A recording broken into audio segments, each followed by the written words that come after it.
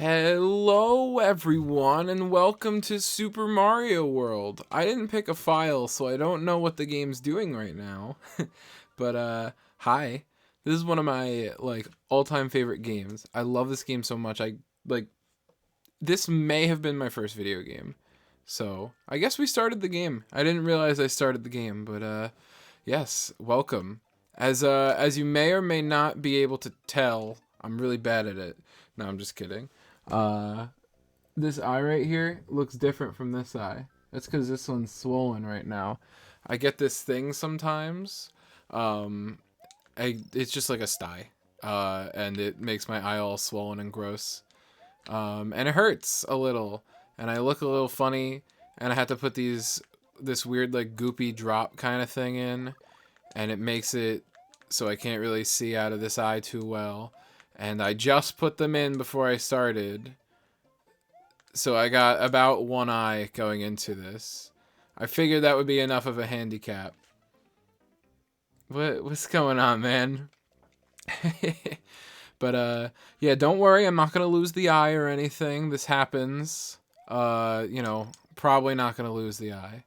Maybe one day, but it might be like foreshadowing to some other like event in the future. You know how they did that with Finn's arm a bunch in Adventure Time? You know what? I'm glad this video is not going to come out for a little while since I recorded it because don't want to spoil that for Bonnie. She's watching Adventure Time right now. Now, today I was informed that one of my episodes really felt like you were just sitting in my like room with me, hanging out, playing a game.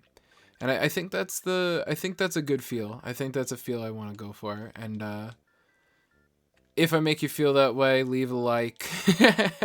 If I make you feel that way, good. I want to continue. I think it's good. Fucking come on, man. It's been a while, I guess, since I played this. Now, I think it should say it in the title by now. But yeah, I'm gonna play this game. I'm gonna go for the 100%, 96 goals. 96 exits. I don't know what I'm going to title the thing yet, but usually the category is called 96 exits. I'm not going for, like, speed or anything. Is there a different button to spin jump? No. Gotta get used to it. I'm playing on this. It's not on a real, like, Super Nintendo, though. It's on a SNES Mini. So instead of being this big, it's like this big. It's much cuter. I don't think I could pull it over here without messing things up. Pull it over to you, to the camera. Yeah. I don't want to mess things up again because the Elgato like capture software is already fragile enough. Like sometimes I will actually just do nothing and it'll break and like it'll desync my audio. And then sometimes I'll do something and it'll just make everything 1,000 times worse. Alright, now what we're gonna do is we're gonna hack into the credits. We've learned how to code this game. Dude, that shit's ridiculous. I cannot believe that, like, they found a way to, like, code the game within the game to get you to the exit. That's fucking crazy. I can't believe that shit. It's like, because it makes the speedrun super fast. Like, the speedrun for this game's already fast. I think, like actually beating it, going from the start of the game to Bowser is like, I don't know, 12 minutes or something stupid like that. But with that glitch, it's like a 5-minute game. Like, I mean, you don't code Link to the Past, but it's like that. It's like this ridiculously hard setup. And then the game pretty much glitches you into the credits. I think that the requirement should be beat the final boss, at least for this game. Hey, can I have that? Thanks. Hello? Come here, dog. Oh, man. Mario's momentum's a little different than I remember. It's been a while, I guess. But yeah, no, I like totally grew up on this game. This was either this or Donkey Kong Country 1 were my first like video games ever.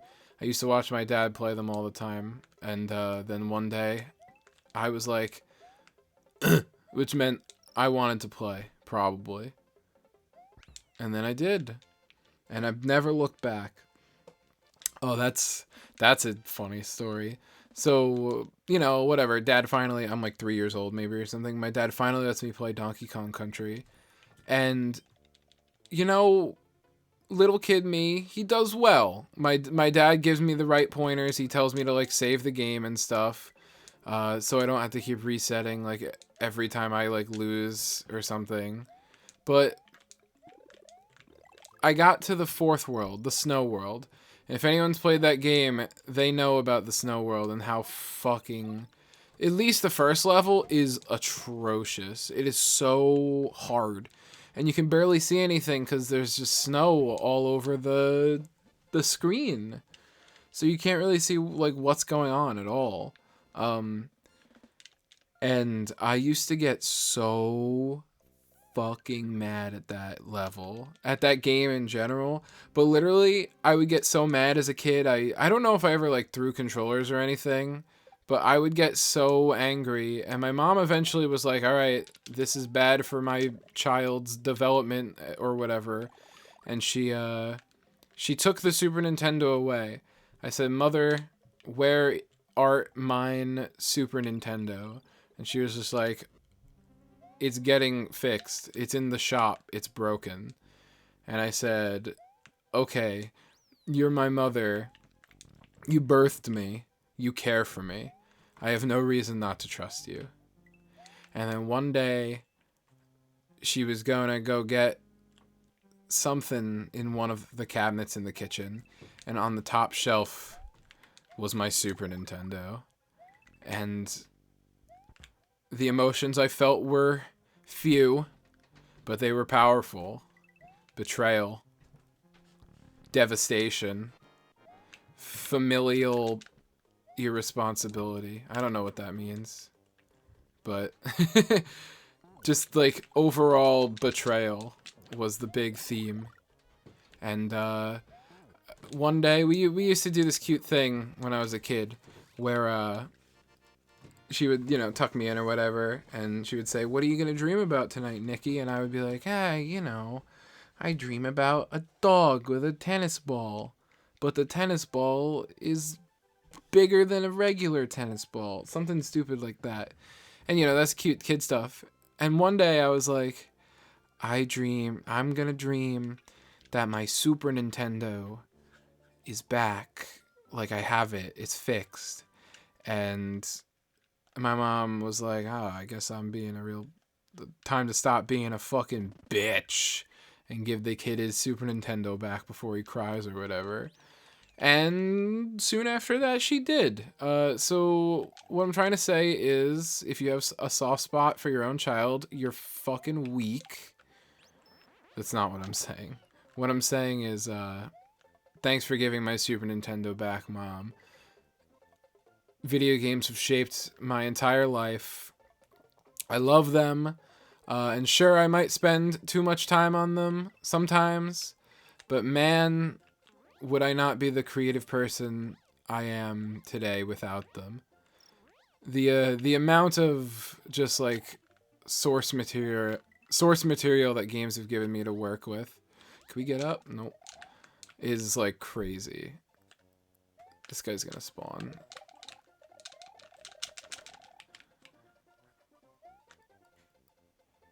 Source material being like just overall creativity, I suppose.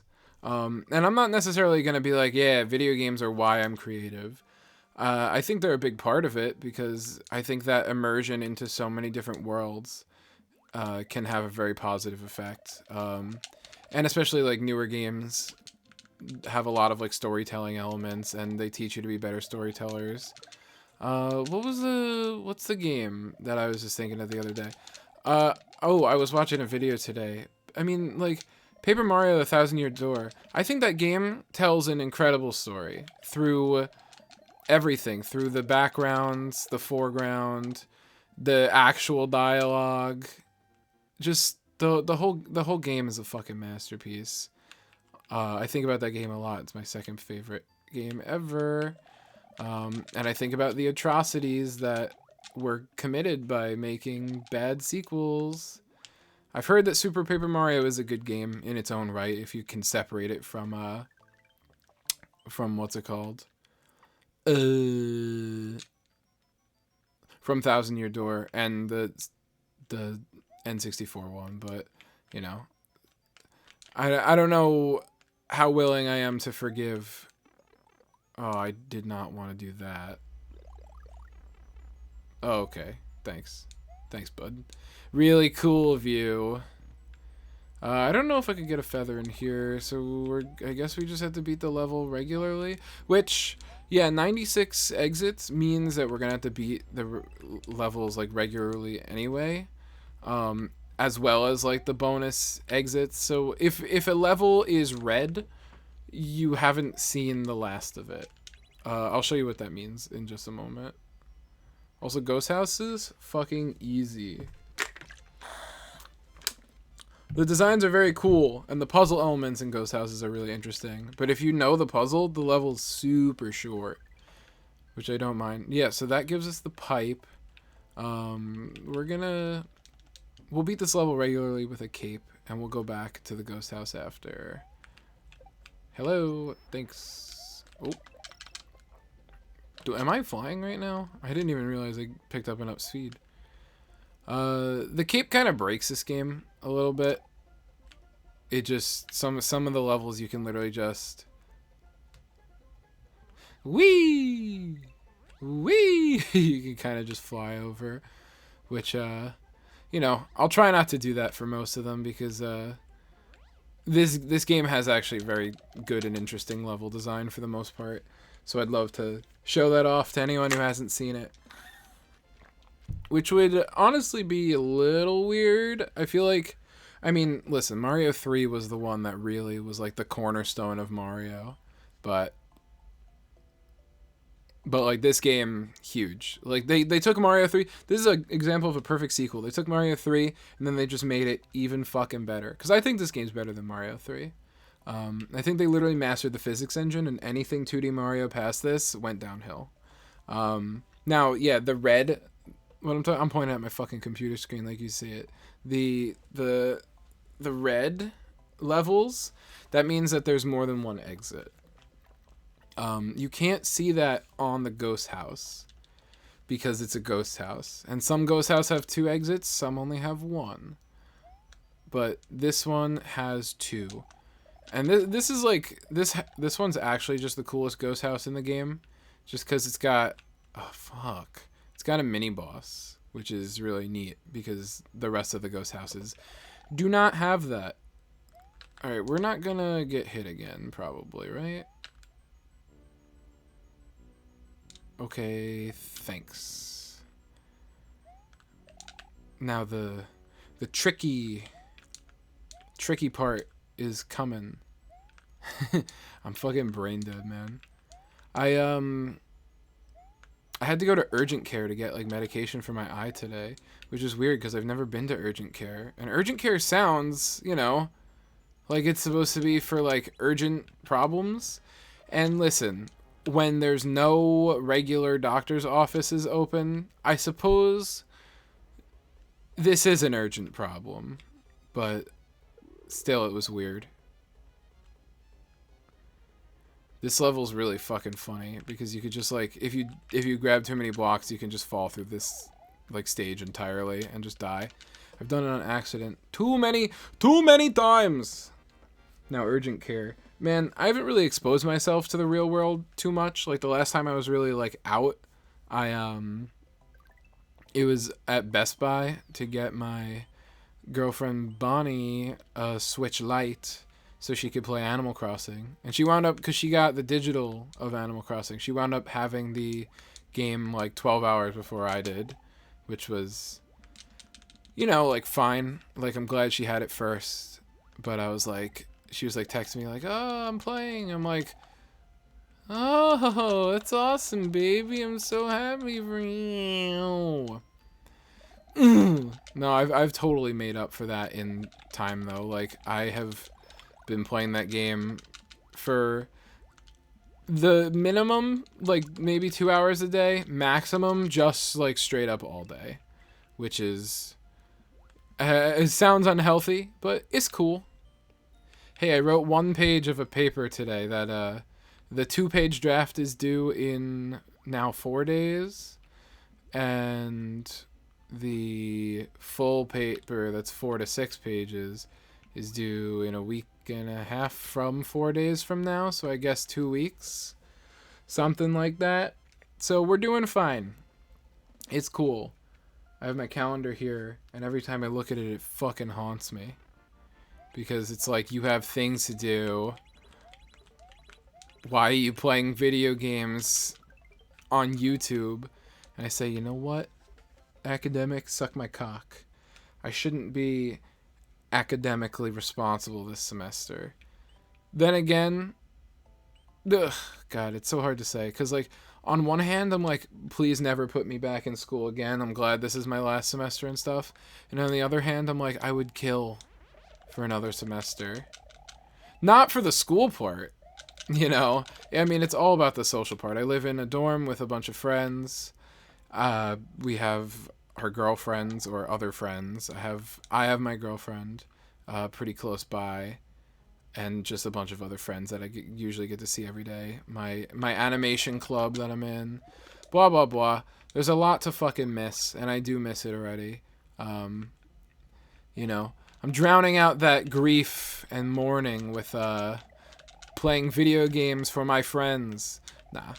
Listen, we grieve when it's appropriate, and sometimes when it's not. But there's no doubt that I have that grief. And I'll be straight up. It sucks. But, you know, I'm starting my real life, I guess. It's a pretty fucking weird way to start it, being in quarantine. But, you know, for now I'm gonna have to be a little further away from Bonnie. That sucks. And, you know, I don't get to live right next door to all of my friends right now. That sucks. But, you know, that's just what life's gonna be like right now. And, you know, one day maybe I'll move and I'll be closer to all my friends. I have friends here. Do not get me wrong. I have friends here and they're great. But, I don't know. I guess it's... Oops. That was stupid. Oh, that was mega dumb. Yeah, I don't know. Just being close to my girlfriend would be nice. Miss her.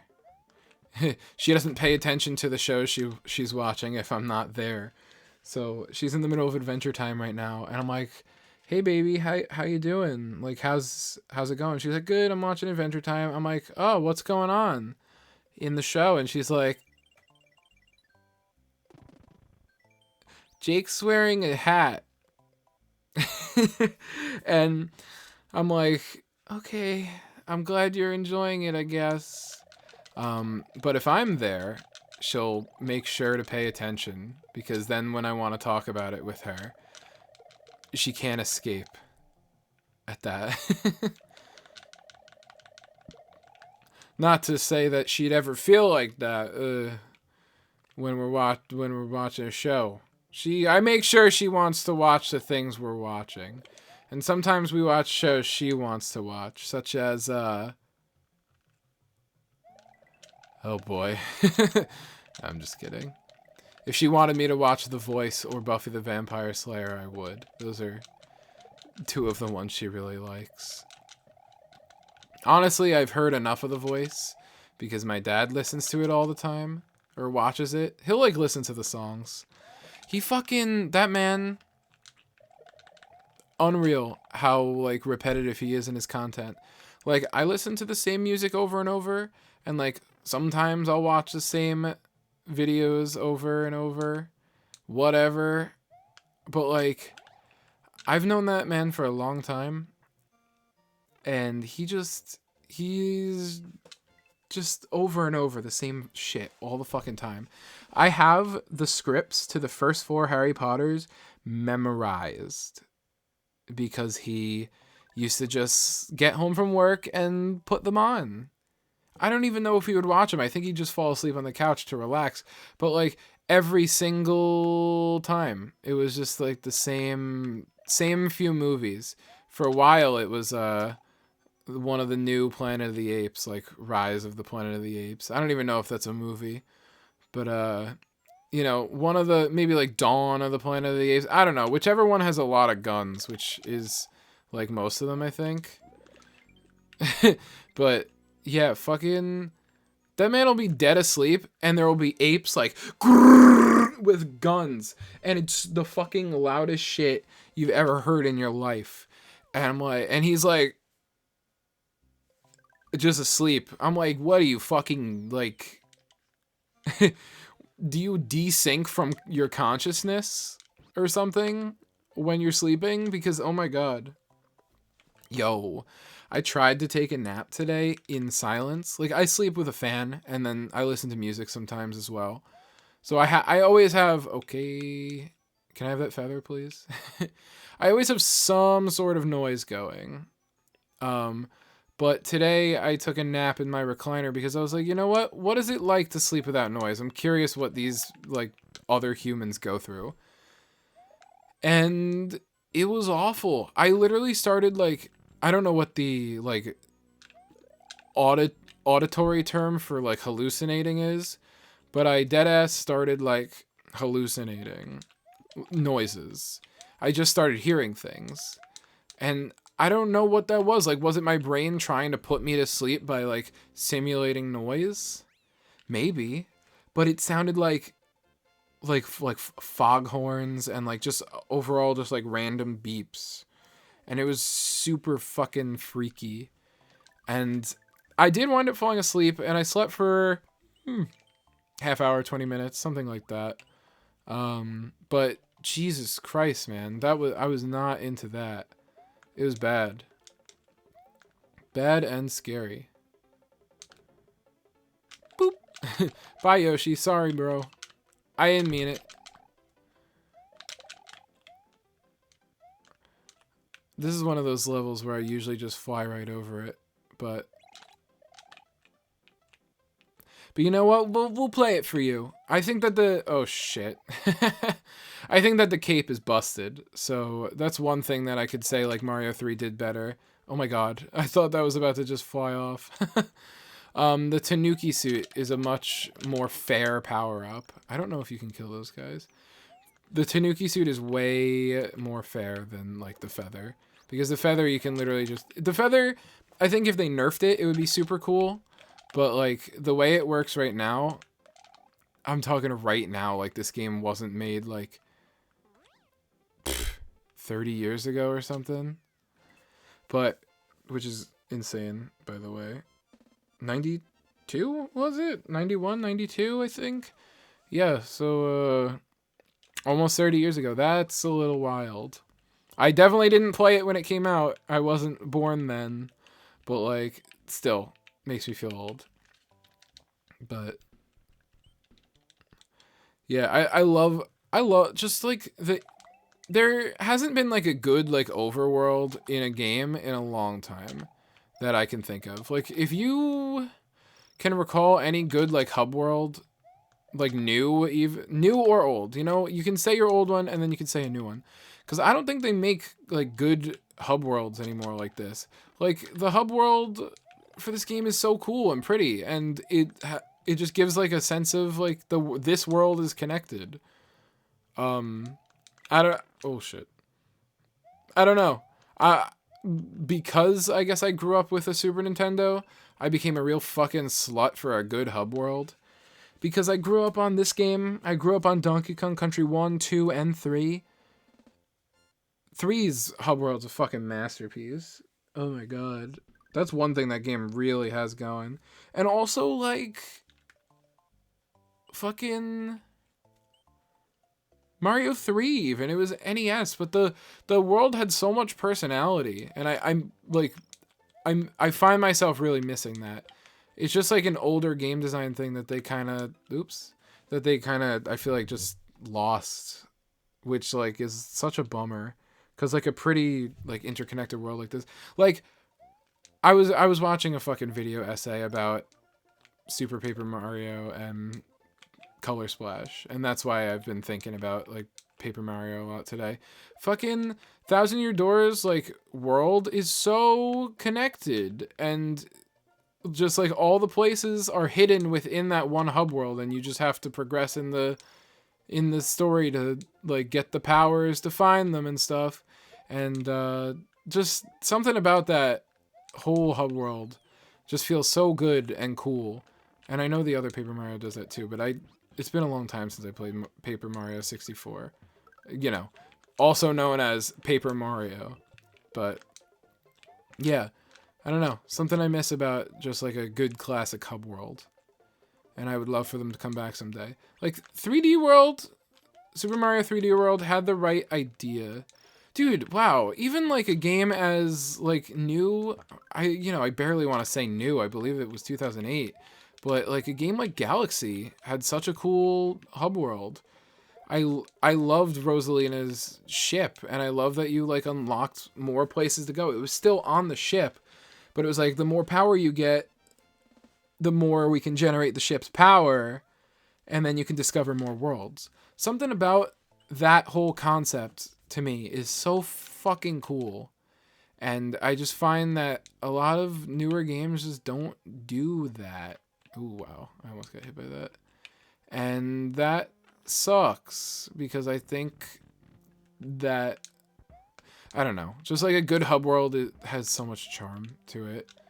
Like, even like Mario Odyssey didn't have a like cool hub world, which is like a total fucking shame. Like, honestly, I don't know how it would have worked with all the new kingdoms and stuff. And I think that game's just good on its own, and I like the way it did it. But I think they could have like employed some sort of like hub, and it would have been really cool. I wonder if hub stands for something. Probably.